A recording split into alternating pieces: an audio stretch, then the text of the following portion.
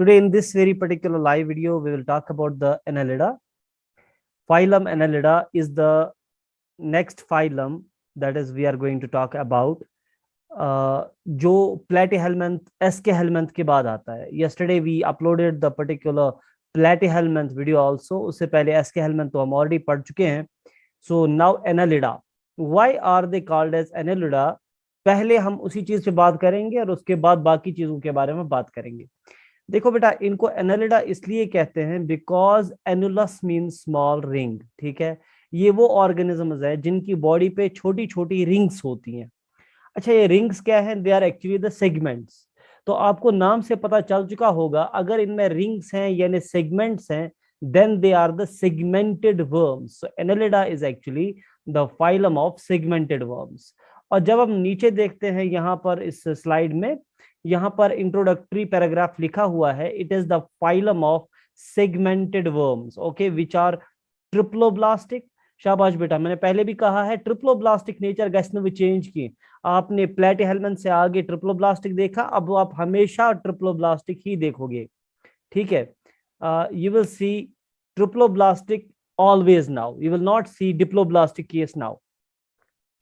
Now they are eucoelomate. Shabash, this is developed for first time.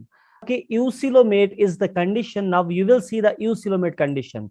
आप कभी भी अब जिसको कहेंगे स्यूडोसिलोमेट या एसिलोमेट कंडीशन नहीं देखोगे, क्योंकि एक सिस्टमैटिक वे में हम पढ़ रहे हैं. बार बार मैं आपको याद दिलाता हूं, Porifera acoelomate, Coelenterata acoelomate, Ctenophora acoelomate, then Platyhelminthes acoelomate, then there was the Aschelminthes which was pseudocoelomate, then अब आ गया eucoelomate. अब आगे यही चलेगा. Now they have bilateral symmetry. Okay, प्लेटीहेलमिंथ के बाद आ गया bilateral symmetry, तो यहाँ भी वही है. And metameric segmentation, this is the thing I want to discuss with you. metameric segmentation क्या है? तो आज के स्लाइड में metameric segmentation भी डिस्कस हो जाएगा इंशाल्लाह. तो आगे वाले स्लाइड में देखते हैं. तो एनालिडा जो है, Annelida is the particular phylum which was given by particular Lamarck. ठीक है, तो इस फाइलम को क्रिएट किया था लेमार्क ने. इस फाइलम को डिलिमिट किया था, बनाया था लेमार्क नाम के एक साइंटिस्ट ने. ठीक है, और बेटा इससे पहले मैं आपको बता दूं कि these animals were included in the worms या वर्म्स. ठीक है, सो वर्म्स नाम से ग्रुप बनाया गया था. इट वाज बाय कोरोलस लीनियस, और उसमें इन सेगमेंटेड वर्म्स को अलग से रखा गया था. तो अगर हम देखेंगे इसमें नंबर ऑफ स्पीशीज क्या है, तो इसमें 9000 स्पीशीज होती हैं टोटल. सो वर्म्स में लीनियस ने इनको कैटेगराइज किया था, उसके बाद लेमार्क ने इसको फाइलम बनाया, फाइलम एनालिडा. एंड नाउ उसमें आज जो इस वक्त जो प्रेजेंट उसमें स्पीशीज है अप्रोक्सीमेटली 9000 स्पीशीज. ना अगर हम हैबिटेट की बात करेंगे, आप देख रहे होंगे इसमें दोनों हैं, फ्री लिविंग फॉर्म्स भी हैं एंड कुछ पैरासाइट्स भी हैं. ठीक है, प्लेटीहेलमिंथ छासा मोस्टली पैरासिटिक, नुमन मशीन 30,000 पैरासाइट्स आसा की मर पैरासाइट्स होते हैं. So free living forms are there and parasitic forms are also there. और अगर फ्री लिविंग फॉर्म्स देखेंगे, फ्री लिविंग फॉर्म्स में फिर डिबेट होता है, इमछा फ्रेश वाटर, इमछा मैरीन, ये ब्रैकिश वाटर में रहते हैं, मॉइस्ट सॉइल में रहते हैं, टेरेस्ट्रियल है. देखो बेटा, ये वाटर डिवेलिंग भी है, दैट मीन्स ये एक्वेटिक भी है. ठीक है, ये एक्वेटिक भी है, और एक्वेटिक में ये तीनों तरह के वाटर हैबिटेट में रहते हैं, फ्रेश वाटर में भी, मैरीन में भी, एंड ब्रैकिश वाटर में भी. Brackish water is generally seen in 3 particular habitats. One is what you call as the lagoon, another is what you call as the particular mangroves, another is what you call as estuaries. तो इमन छवना ने brackish water, इनकी salinity ocean से कम होती है, मगर fresh water की तरह ये फ्रेश नहीं होते. So it is somewhat between the two. So ये तीनों तरह के हैबिटेट्स में रहती हैं ये एनालिड्स. और अगर हम देखें टेरेस्ट्रियल भी होती हैं, मगर टेरेस्ट्रियल में ये मॉइस्ट सॉइल में रहना पसंद करते हैं, क्योंकि इनकी स्किन रहनी चाहिए मॉइस्ट. ये करते हैं cutaneous respiration. Because of their cutaneous respiration their skin must remain moist, therefore they live in the moist soil or they are aquatic. ठीक है, now let's talk about the particular next thing, that is body form. देखो बेटा, body is elongated. Obviously they are worms, the body will be elongated. So body is elongated, body is cylindrical, और body can be flattened as well. आप कभी कहीं कहीं देखेंगे body can be flattened, मगर ये as flat as flat worm की, क्योंकि फ्लैट वर्म में इतना फ्लैट बॉडी होता है that body looks like a leaf. Flat worms में body looks like a leaf और ए टेप, ठीक है, मगर यहां पर ऐसा नहीं है, body is slightly flattened. Okay, skeletal system is completely absent. जैसे हाइड्रोस्टैटिक स्केलेटन इससे पहले एस्केहेलमेंट्स में था, वैसे ही हाइड्रोस्टैटिक स्केलेटन यहां भी होगा। तो अभी तक स्केलेटल सिस्टम डेवलप नहीं हुआ, अभी तक हाइड्रोस्केलेटन ही यहां भी पाया जाता है, और प्लेटिहेलमेंट्स में भी था। ओके, सो सेगमेंटेशन की बात हम थोड़ा सा डिटेल में कर लेंगे। सेगमेंटेशन मैंने कहा बॉडी इज मेटामेरिक सेगमेंटेशन या metamerically segmented. Body has metameric segmentation. So what is metameric segmentation? Segmentation आया वैसे समझ। Segmentation का मतलब body is divided into small segments. But why do we call it a metameric segmentation?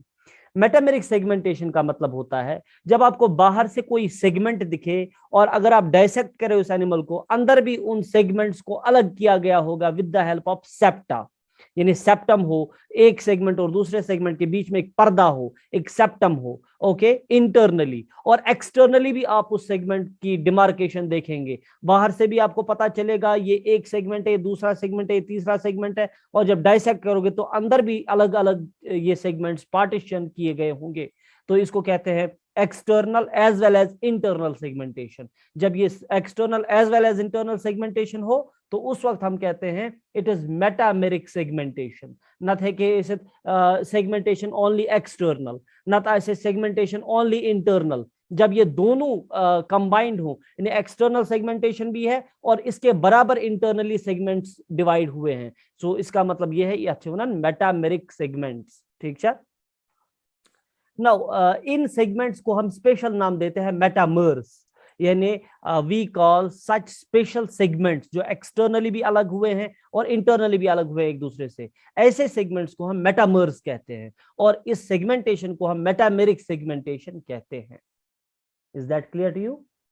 Okay, now internal cavity को हम peritoneum भी कहते हैं, शायद मैंने ये आपको बताया था। इंटरनल जो बॉडी पार्ट्स होते हैं या इंटरनल जो पर्टिकुलर बॉडी कैविटी होती है उसको हम पेरिटोनियम कहते हैं। तब इंटरनल सेगमेंटेशन ब्याख नाविस वना पेरिटोनियल सेगमेंटेशन। एक हो गया एक्सटर्नल सेगमेंटेशन, दूसरा हो गया इंटरनल और पेरिटोनियल सेगमेंटेशन। ठीक है, नाउ ये एक सेंटेंस है जिसकी तरफ मैं आपका ध्यान खींचना चाहूंगा।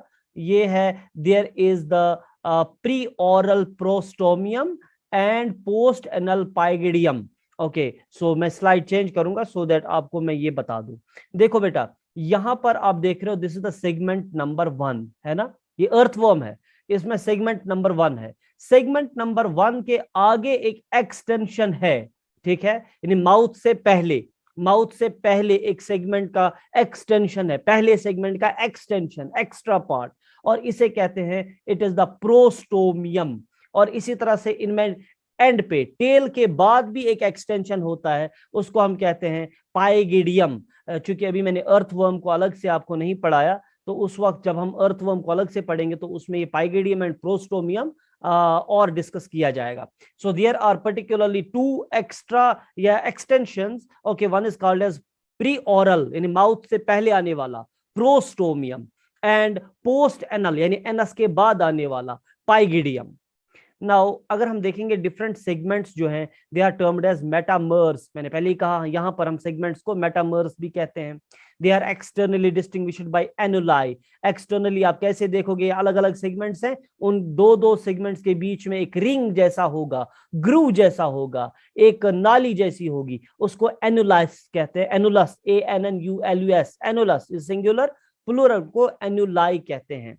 और इंटरनली आप 2 सेगमेंट्स के बीच में एक पर्दा देखेंगे जिसको हम कहते हैं सेप्टम, और multiple are called as septa. So externally किसने अलग किया है सेगमेंट्स को? एनुलाई ने, और इंटरनली किसने किया है? सेप्टा ने। ठीक है, लेवल ऑफ ऑर्गेनाइजेशन के बारे में डिस्कशन ही नहीं करना, क्योंकि लेवल ऑफ ऑर्गेनाइजेशन के बारे में डिस्कस क्या करना, ये तो organ system level of organization एक बार आ गया उसके बाद ये वापस चेंज नहीं होगा। Level of organization will not change, triploblastic condition will not change now, जितने भी फाइलम आप आगे पढ़ेंगे। नाउ बॉडी प्लान भी चेंज नहीं होगा, body plan is tube within tube type, it is tube within tube, क्योंकि digestive system ना कंप्लीट, जब डाइजेस्टिव सिस्टम कंप्लीट हो तो it is tube within tube body plan.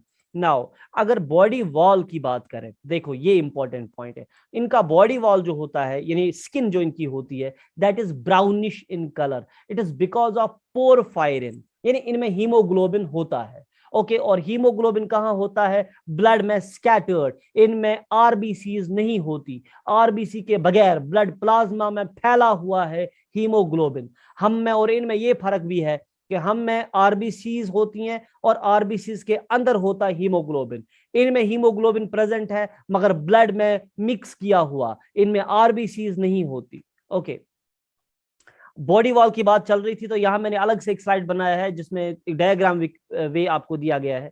देखो ये इनका है बॉडी वॉल, क्या है बेटा? Body wall. बॉडी वॉल में क्या है? Body wall is having 3 layers which is a बेटा इगो आउटर मोस्ट कवरिंग क्यूटिकल। इससे पहले भी क्यूटिकल आया था ना एसके हेलमेंट्स में। Cuticle is actually a non cellular layer, यहां आप देख रहे होंगे इट्स नॉन सेल्यूलर लेयर, ये कोलेजन फाइबर्स का बना हुआ है, या सिंपली अगर कोलेजन फाइबर्स याद रोजन ने किए, simply you can say cuticle is made of protein, simple, it is a proteinaceous covering, it is particularly what we call as a non cellular layer, जो आउटर साइड है, ये skin को moist रखने में हेल्प करता है। और ये अगर ये पैरासाइट्स हैं तो इन पैरासाइट्स को बचाव मिलता है एलिमेंट्री कैनाल्स में जाने के बाद, या होस्ट के एलिमेंट्री कैनाल या होस्ट की बॉडी में जाने के बाद डाइजेस्टिव एंजाइम से बचाने के लिए भी क्यूटिकल है। ये बात डिस्कस हो चुकी है इन एसके हेलमेंट्स फाइलम। उसके बाद inner to the inner to the cuticle, cuticle के इनर वाले साइड में यानी क्यूटिकल के अंदर होता है फिर एपिथीलियम। तो अगर मैं कहूंगा पहले एपिथीलियम है उसके ऊपर है कवरिंग क्यूटिकल तो I am not wrong.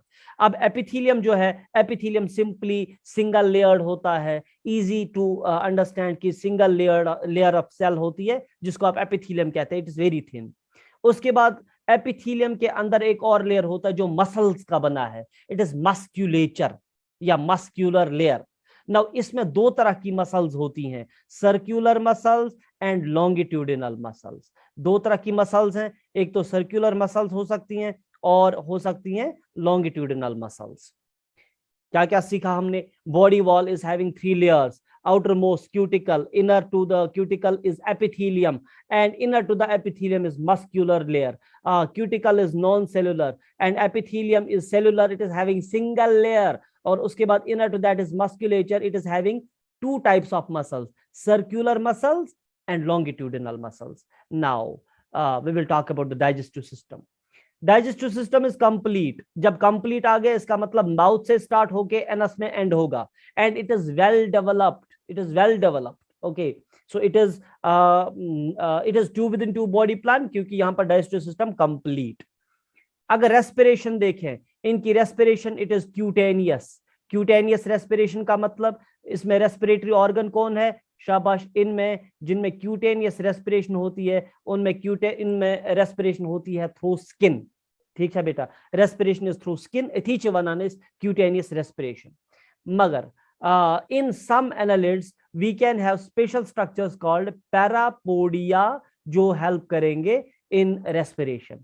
So generally they have cutaneous या skin respiration by skin, but there can be some special structures called as parapodia in some and they may help in the respiration.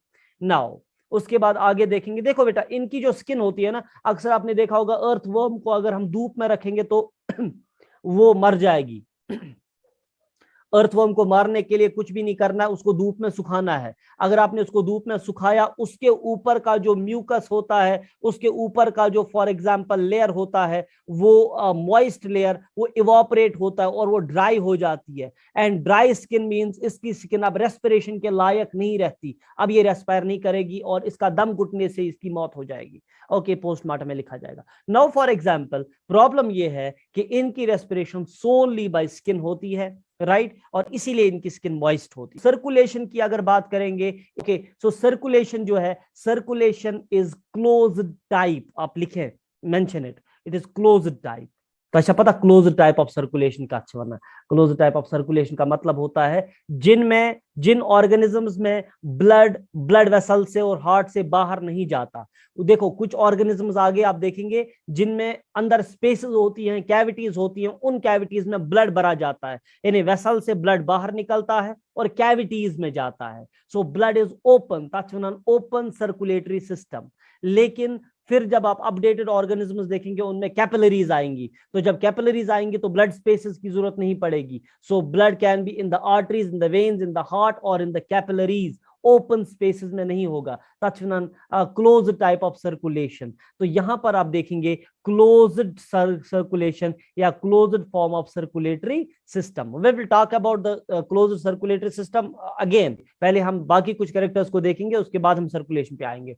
So excretion जो है, फिलहाल आप याद रखें, circulation is closed type. Okay, excretion के लिए मैं आपको बताऊंगा, excretory products can be ammonia, okay, और जो टेरेस्ट्रियल एनालिड्स हैं दोज एक्सक्रीट यूरिया। यूरिया कौन एक्सक्रीट करता है? जो टेरेस्ट्रियल है। जो एक्वेटिक है वो क्या करेंगे? Excrete ammonia. त्रोटोनियल वो इस एक्सक्रीटरी ऑर्गन्स। अब आ जाओ असली बात पे, इनके एक्सक्रीटरी स्ट्रक्चर्स जो होते हैं, एक्सक्रीटरी ऑर्गन्स जो होते हैं, तिमन छे इस वनान तिम गई नेफ्रिडिया। क्या गए बेटा? Nephridia. Okay, nephridia is a tubular structure. There can be three types of nephridia. One is integumentary nephridia. One is integumentary nephridia. Another is septal nephridia. Another is pharyngeal nephridia. Screenshot उठाइए, मैं आगे बढ़ूंगा। Now सबसे पहले देखेंगे नेफ्रिडियम क्या है। ये जो आप नीचे वाला स्ट्रक्चर देख रहे हो ना, ये वाला स्ट्रक्चर जो आप देख रहे हो, हाईली कॉइल्ड स्ट्रक्चर, इसको कहते हैं नेफ्रिडियम। और जब ये मल्टीपल होंगे तो उनको कहेंगे नेफ्रिडिया। देखो बेटा, इसमें क्या होता है, इसमें सबसे पहले नेफ्रोस्टोम यानी फनल, ओके, ये कलेक्ट करता है एक्सक्रीटरी वेस्ट। उसके बाद वो एक्सक्रीटरी वेस्ट इस तरह के क्वाइल ट्यूब से आगे बढ़ते हुए, बहुत सारे क्वाइल ट्यूब्स आप देख रहे हो ना, तो इनमें से मूव करते हुए वो एक्सक्रीटरी प्रोडक्ट्स यहाँ टर्मिनल डक्ट से बाहर जाते हैं। ये है इनका टर्मिनल डक्ट, ये वाला, और टर्मिनल डक्ट से ये बाहर जाते हैं। Now terminal ducts can open in pharynx. अगर कोई नेफ्रिडियम ऐसा होगा जिसका टर्मिनल एंड खत्म होता है इन फेरिंग्स, उस वक्त उसे कहेंगे इट इज फेरिंजियल नेफ्रिडिया। और अगर ये टर्मिनल ये जो है एंड इसका खत्म होता था in the integument, in the skin, ठीक है, उस वक्त इसको बोलेंगे इट इज इंटीगुमेंट्री नेफ्रिडिया। और अगर ये खत्म होते थे in the particular what we can say septum, तो उस वक्त इसको कहेंगे सेप्टल नेफ्रिडिया। प्लीज ध्यान रखना होता क्या है। देखो बेटा, सबसे पहले I will change the colour so that आपको मैं अलग कलर से ये दिखाऊं और दिखा सकूं। ओके, देखो बेटा, यहां पर आप देखें सेगमेंट नंबर 2, 3, 4, 5, 6, ठीक छा। सेगमेंट नंबर 6 में आप ये वाला स्ट्रक्चर देख रहे हो, और फिर 5 में ये एंड 4 में ये। सो सेगमेंट नंबर 4, 5 और 6 में, ओके, पियर्ड स्ट्रक्चर्स होते हैं। ये असल में नेफ्रिडिया है। मगर जरा बताओ, इनका टर्मिनल एंड कहां पे खत्म होता है? In the pharynx. कहां पे खत्म होता है? In the pharynx. इसका मतलब क्या है? इसका मतलब ये है, ये नेफ्रिडिया जो भी एक्सक्रीटरी वेस्ट, अमोनिया या फॉर एग्जांपल यूरिया कलेक्ट करेंगे, उसको कहां पे ड्रॉप करेंगे? फेरिंग्स में। और उसके बाद ये फेरिंग्स से ईसोफेगस, फिर गिजर्ड, फिर स्टमक, फिर इंटेस्टाइन से फाइनली बाहर निकलेगा। ये एक तरीका होता है। ऐसे नेफ्रिडिया जिनका टर्मिनल एंड फेरिंग्स में खत्म होता है, इनको हम कहते हैं फेरिंजियल नेफ्रिडिया। ओके, ये कहां कहां होते हैं? शाबाश, ये होते हैं 4th, 5th और 6th सेगमेंट में, अगर अर्थवर्म का देखें। बाकी में अपनी अपनी जगह पे होगा। So one of the type of nephridia is pharyngeal nephridia. We क्या गो इंटीगुमेंट्री नेफ्रिडिया। देखो बेटा, इंटीगुमेंट अगर हम देखेंगे बायोलॉजी में, इंटीगुमेंट का मतलब होता है स्किन। क्या होता है? इंटीगुमेंट का मतलब होता है स्किन। इसका मतलब ये वो नेफ्रिडिया है जिनका टर्मिनल एंड ओपन होता है ऑन द स्किन। इसका मतलब ये जो कोई भी एक्सक्रीटरी वेस्ट कलेक्ट करेंगे उसको ये कहां पोर करेंगे, ऑन द स्किन। तो दैट मींस इनकी आधी एक्सक्रीशन होगी थ्रू द स्किन। आधी कहां से हुई थी, through the digestive system, through the cloaca now, या थ्रू द एनस। ओके, अब ये इंटीग्यूमेंट्री नेफ्रिडिया कहां आपको दिख रहे हैं, सेगमेंट नंबर 7, 8, 9, 10, 11, 12 अप टू 13। यहां जो आपको नेफ्रिडिया दिख रहे हैं ये सारे के सारे ओपन कहां होते हैं, ये सारे के सारे ओपन हो रहे हैं on the integument, on the skin. और उसके बाद भी ये कंटिन्यू, आप यहां भी देखेंगे ये कंटिन्यू है, यहां भी ये कंटिन्यूअसली है through out the skin. So that means आधी एक्सक्रीशन कैसे होगी, थ्रू द एनस। आधी एक्सक्रीशन कैसे होगी, थ्रू द स्किन, क्योंकि नेफ्रिडिया, आधे नेफ्रिडिया ओपन हो गए इन द फेरिंग्स, आधे नेफ्रिडिया ओपन हो गए ऑन द स्किन।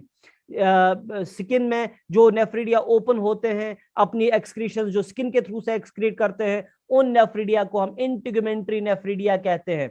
जो नेफ्रिडिया अपनी सिक्रीशंस को या अपनी एक्सक्रीटरी वेस्ट को डालते हैं इन द फेरिंग्स, उनको कहते हैं फेरिंजियल नेफ्रिडिया। वुरुत्रियम third one, that is septal nephridia. क्या है, सेप्टल नेफ्रिडिया। देखो सेप्टल नेफ्रिडिया क्या है, सेप्टल नेफ्रिडिया है, से फॉर एग्जांपल ये है हमारा एक सेगमेंट, यहां पे बनाएंगे, ये है हमारा एक सेगमेंट अर्थवर्म का, और ये है दूसरा सेगमेंट अर्थवर्म का। ओके, और ये है इन दो सेगमेंट्स के बीच में सेप्टम। मैंने कहा था ना, दो सेगमेंट्स के बीच में एक पर्दा है जिसको हम सेप्टम कहेंगे। वो क्या आसान, सेप्टल नेफ्रिडिया का काम क्या होता है, मैं थोड़ा सा समझाने की कोशिश करूंगा लेकिन इंक चेंज करके। ओके, देखो बेटा, सेप्टल नेफ्रिडिया होते हैं जो एक सेप्टम के एक्सक्रीटरी वेस्ट को दूसरे, यानी एक सेगमेंट के एक्सक्रीटरी वेस्ट को सेप्टम में ओपन होके दूसरे सेगमेंट में डालते हैं। ओके, यानी इस सेगमेंट का एक्सक्रीटरी वेस्ट सेप्टल नेफ्रिडिया में चला गया, और सेप्टल नेफ्रिडिया का टर्मिनल एंड कहां खत्म हुआ, सेप्टम में। तो इसका मतलब इसने पोर किया एक सेगमेंट का, यानी फॉर एग्जांपल सेगमेंट नंबर 7 का एक्सक्रीटरी वेस्ट कहां पहुंचाया, सेगमेंट नंबर 8 में। सेगमेंट नंबर 8 का एक्सक्रीटरी वेस्ट कहां पहुंचेगा, अप टू 9, क्योंकि जितने भी सेगमेंट्स के बीच में सेप्टम है, इस सेप्टम में, इस वॉल में भी नेफ्रिडिया है, तिमन वनो सेप्टल नेफ्रिडिया। सो कुल मिलाकर बात यह है, there are 3 types of nephridia which annelid can have. एक हो गया pharyngeal nephridia, they collect the excretory waste from the body and pour it into the pharynx so that it can be expelled through the anus. Number 1. Number 2, there are the integumentary nephridia. They collect the excretory waste and open into the skin so that they excrete the waste through the skin. And third one is septal nephridia. They open in the septum, the wall between two segments, so that the excretory waste of one segment is poured into the another segment, and they are passed on and passed on. Now, go question about their excretory system. इसीलिए मैंने कहा protonephridia नहीं, इनमें nephridia होते हैं। Okay, इनमें nephridia होते हैं। सो नेफ्रिडिया इनमें 3 तरह के होते हैं। One is the particular septal, दूसरा फेरिंजियल, तीसरा इंटीग्यूमेंट्री। Clear? So this was about the phylum Annelida, and tomorrow inshallah in our next lecture we will again talk about the Annelida so that it will be completed. अब ये complete नहीं हुआ, it needs one more lecture, 2 rather. Okay, so इसके बाद ये complete हो जाएगा इंशाल्लाह, तो उसके बाद हम पढ़ेंगे phylum Arthropoda. ठीक है, till then you stay blessed. अस्सलाम वालेकुम।